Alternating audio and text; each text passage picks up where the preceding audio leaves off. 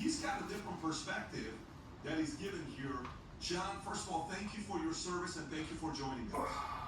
Thank you. It's an absolute honor to be here with you, gentlemen. I love your show. This is fantastic. So thank you. Anytime. Well, listen, when Joe tweets out your video and he says, "This is the realest guy," and this is the first thing that I see that I actually believe, and then all of a sudden, hundreds of millions of views, everybody's watching your answer. If you don't mind, maybe taking a minute for some of the audience hasn't seen, give your idea of what you said in the video, and then maybe we'll have some follow-up questions. Well, thank you. I stand by everything that I say or that I had said on that video. I was just doing the math. I've sat in my office and I've been monitoring this whole drone issue, and I've heard some, amazing theories on this drone phenomenon, and then I'm hearing our elected officials saying that this is Iran coming from a mother. The details, but what I said about them potentially, looking for some type of, radioactive material or a gas leak or something along those lines, I stand by that. I stand by that. How many did you say were missing? Did you say a couple warheads from Ukraine? Warheads were missing? And so everybody tends to get this wrong based on what I said. And I just emailed you guys some, I emailed your producer Tony some documents that shows the claims that I'm saying. But back in the 80s, when Reagan was dismantling the nuclear arms program, there were 132 nuclear warheads that came up missing. They have since recovered several of them. There are a few out there. And, everyone that knows me, I have a large footprint around the world. I have a very huge network. And I do have a small political footprint, meaning I do communicate with some elected officials, and I don't want to overplay that. But this gentleman that I was referring to in the video, it has nothing to do with a shipping container with medical supplies, right? Absolutely not. That's two totally separate deals. But this gentleman was in the very same room with that particular warhead. I can't give out any more details, but he saw it. It was there. It was right in front of him, right? So he came back. Are you in Jersey and New York area? Well, I will answer that question very directly. But this gentleman came back to me and he's like, "Look, I know you have a large network and I know you have some, contacts of elected officials. Can you help me raise awareness?" And I said, "Sure." I made some phone calls and I didn't get anywhere either, right? So his concern was that was coming over here to the United States, right? So when I see these drones flying at night, as I had stated in the video, there's really no reason for a drone to be flying at night because you can't see anything with a standard camera, right? Now, we do have great thermal optics, and you can see very well at night, but your resolution just isn't going to be the same. So if you're going to try to detect some form of substance on the ground, it would be better to do it at night, just simply because the wind is not as aggressive and you are measuring parts per million, right?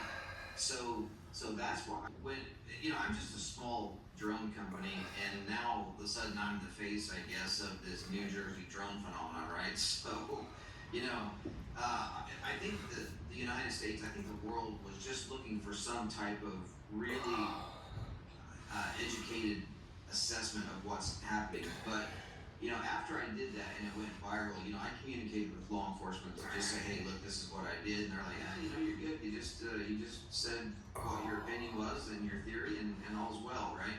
But, there are a lot of people out there who are just not nice. And, that's the devolution of humanity, is the fact that you can't disagree with somebody and be nice about it, right? But no, I haven't had any phone calls, but yes, there are a lot of videos out there. Yeah, you're everywhere. You're literally everywhere. Tom, do you have a question for John? Yep. Well, John, thank you for giving an opinion. Thank you for synthesizing your thoughts as an informed person, especially on drone technology. I want to ask you something that maybe you have some visibility to. So I did a bunch of reading, and the old warheads, even the ones that aren't found, the ones that are plutonium-based, which was most of them, apparently that requires a lot of maintenance. Like you have to maintain. So when we hear billions of dollars of government to maintain the nuclear A job several years ago where we were putting wind farms in off the coast of Germany, and all of these old World War II munitions kept exploding.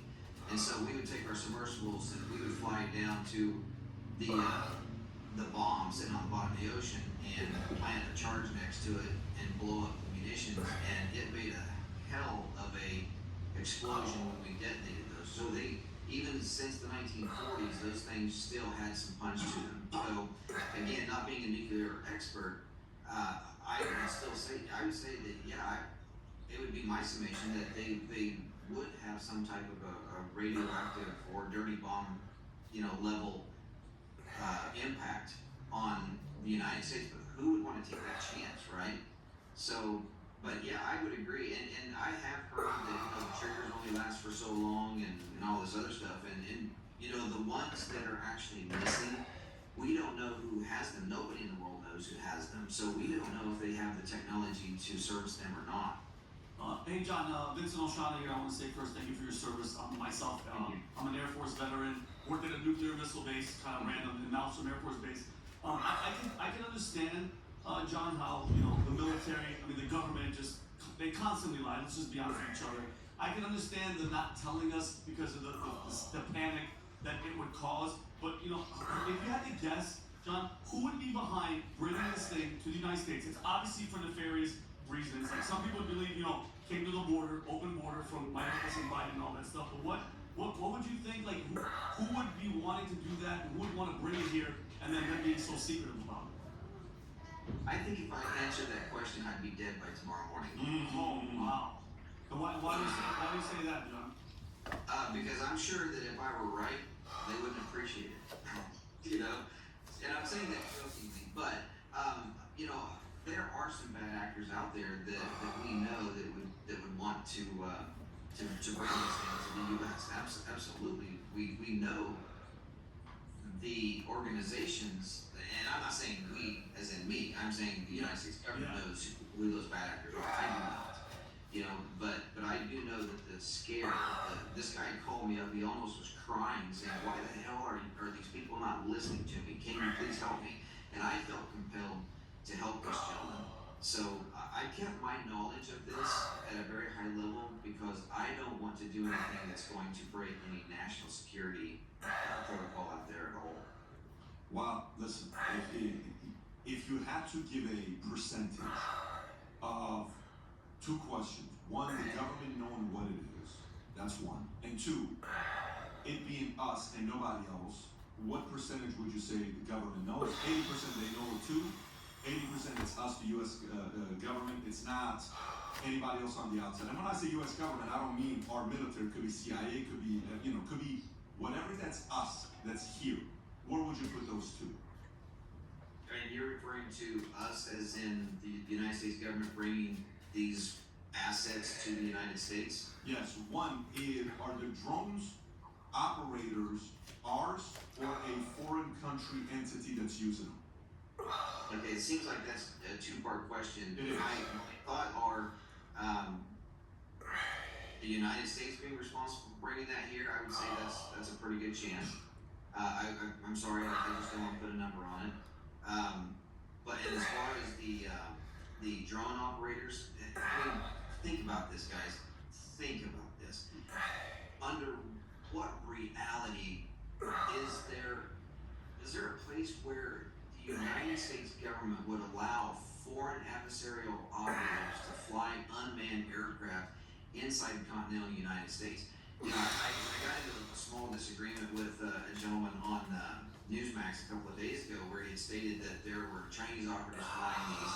And then I've heard the Iranians are operating. The Chinese and the Iranians are sitting back going, "What the hell are you guys doing?" Been this long. It's mind-boggling that it's taken since November 18th to have known, give or take. That's the date that started being reported on. And by the way, just Chase Hughes, a couple other guys are talking about this could be a psyop, this could be a way of distracting everybody. Could be talking about something like this because there's nothing there, and they're just kind of saying, hey, keep talking about this, keep talking about this.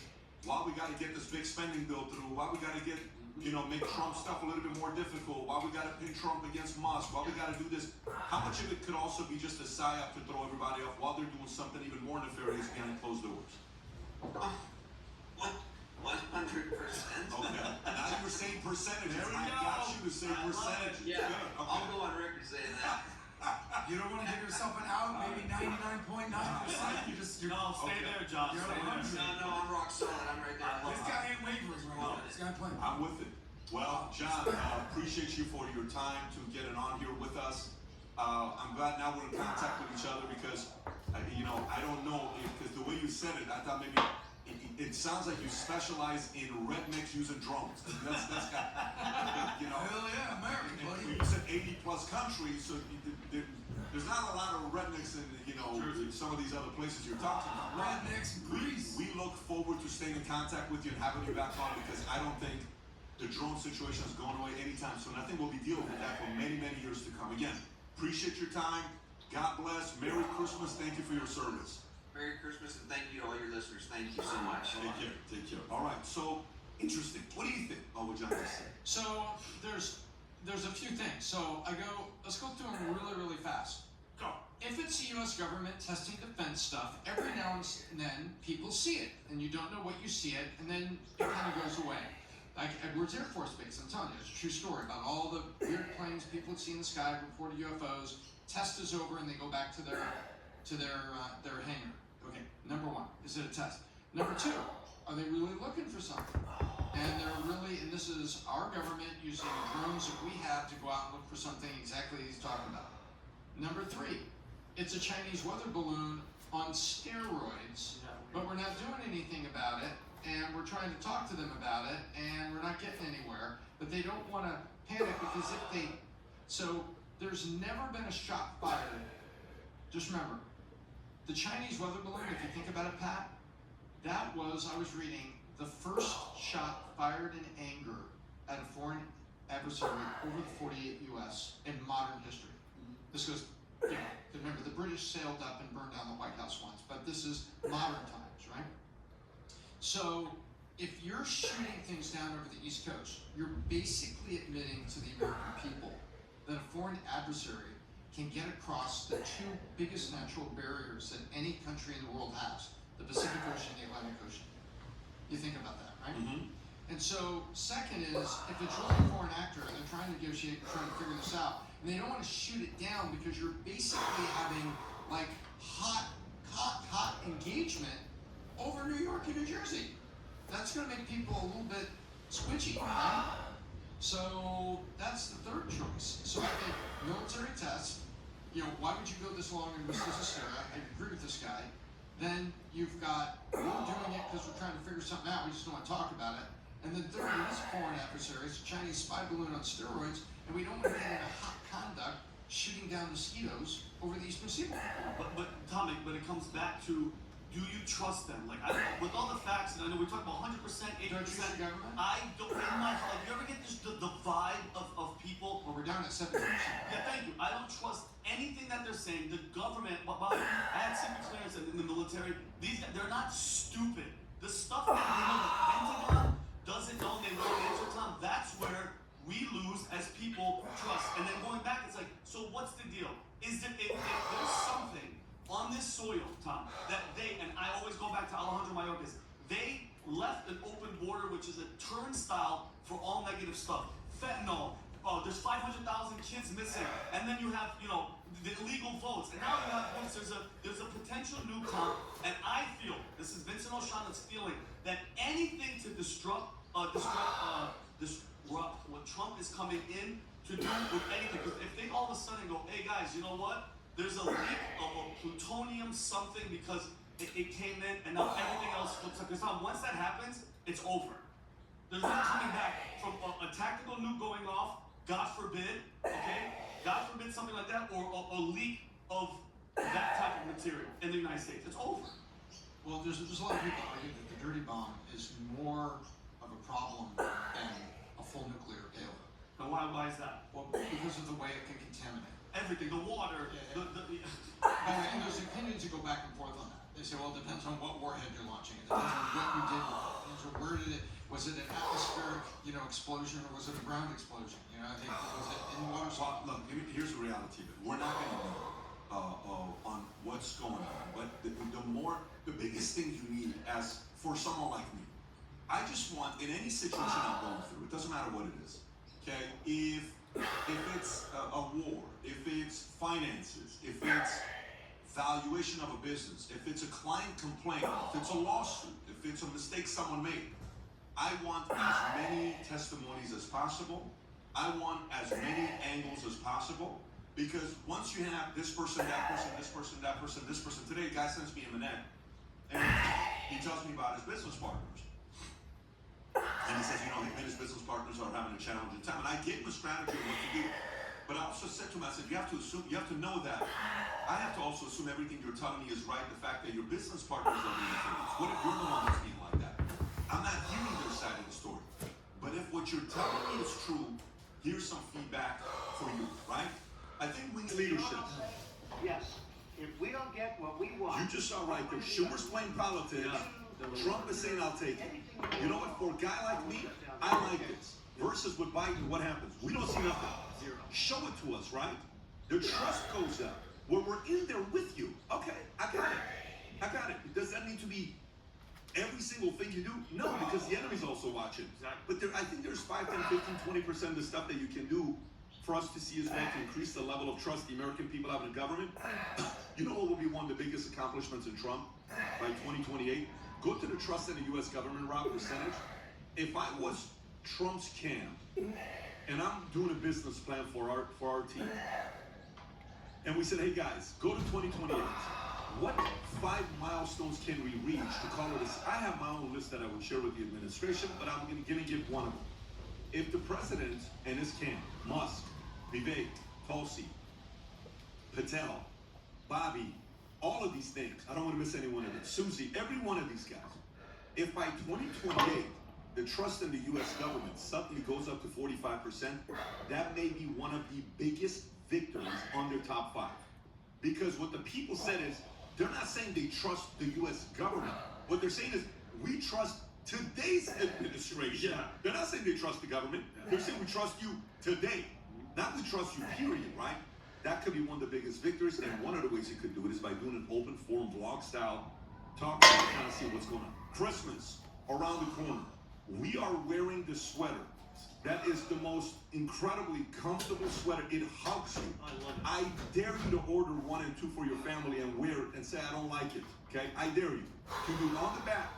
If you're proud to say Merry Christmas, this one says Merry Christmas. If the camera can zoom in on Tom, Vinny, or Adam, Adam says Happy Hanukkah, but we're mainly going to focus on Merry Christmas and Happy Holidays. special order. And crosses out Happy Holidays. Rob, if you can put the picture up there so people can see it. Just chappy Instead it says Merry Christmas. It's out there. And then we have a couple of the Merry Christmas hats that are left. If you can go back to the Merry Christmas hat, Rob, that we have left at the top. Those 2 are still here with scripture in it for some of you guys that want that. And then we have the pajamas. We have a bunch of gear. Future Looks Bright pajamas, Future Looks Bright shirts. And these pants are here matching the sweater that I'm wearing. That's got the Value Tamer logo, Future Looks Bright on the side, and the Future Looks Bright, what do you call this stuff? What is this thing called? The tassels. Tassel, the waistband tighteners. I don't even know the real name. Whatever. As well. These are the softest sweaters I've ever felt in my life. I swear to God. Incredible. I don't want to sweat. This is Go, ridiculous. go place the order today. And the way you get it pre-Christmas is to put shipping, put shipped out today. You do that, today is the last day to get it, first 50, a unique Future Looks Bright mug coming your way. Place your orders if you're proud and comfortable saying Merry Christmas and sporting it when you go to the mall, anywhere during this season. If you enjoyed this video, you want to watch more videos like this, click here. And if you want to watch the entire podcast, click here.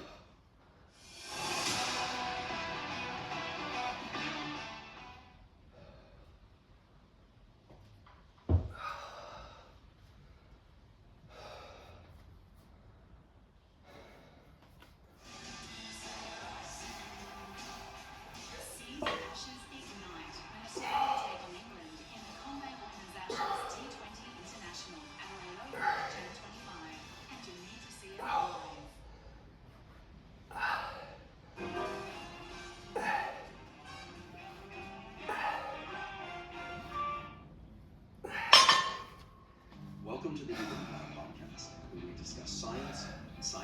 tools in everyday life. I'm Andrew Huberman, and I'm a professor of neurobiology and ophthalmology at Stanford School of Medicine. My guest today is Dr. Kelly Starrett.